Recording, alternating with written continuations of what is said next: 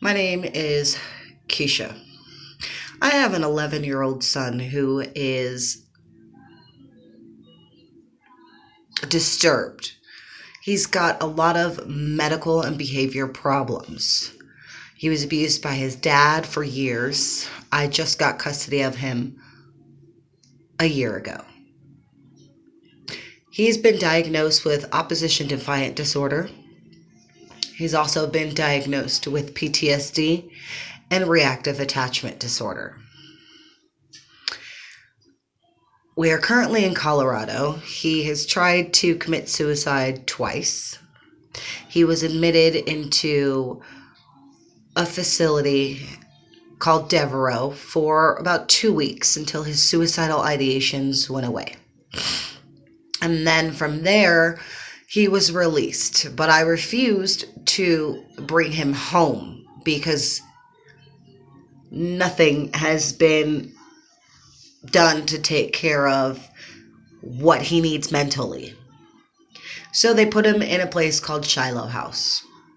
Now it took 6 calls altogether and 3 reports to the DHS crisis line, which is CPS here in Colorado.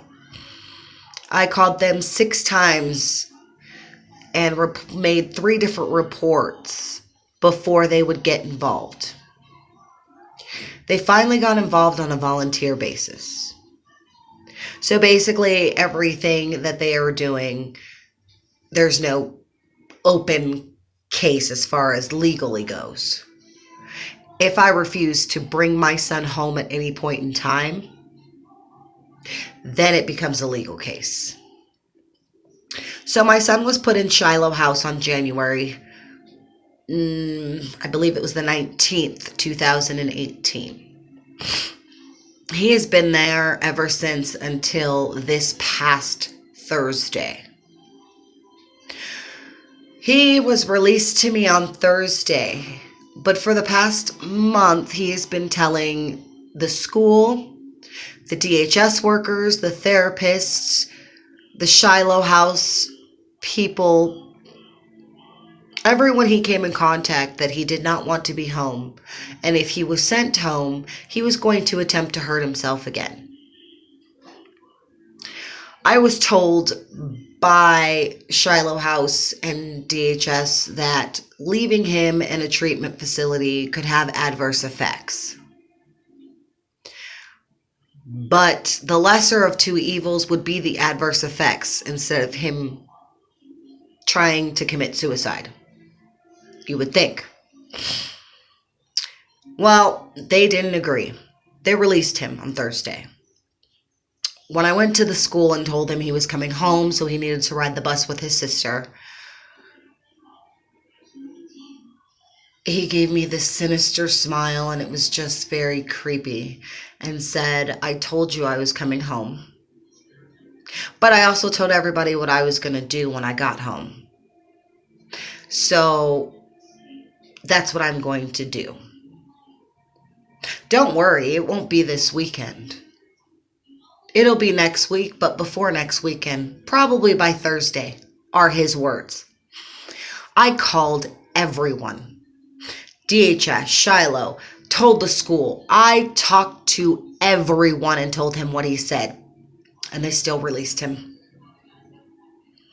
It is Sunday. The Sunday after he was released. Right after he was released. He was released on Thursday, and it is now Sunday. My son is in Children's Hospital.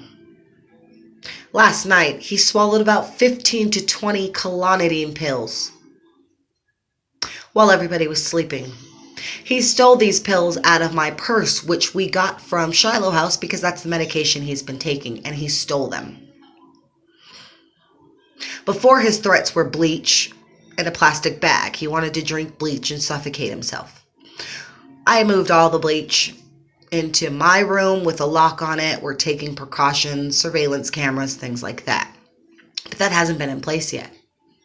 Last night, he decided to take that entire bottle. And my son is sitting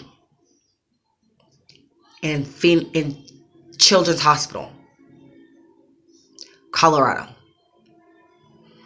He should not be there. He told them what he was going to do if they let him come home. And they let him come home. Mental illness and the things he was diagnosed with are no joke. They put my son at risk by sending him home, no matter how hard I fought. But if I refused to bring him home, I would have a case against me for negligence and dependency. I'd be going to court. I'd be charged with something. So I had to let him come home, as much as I fought.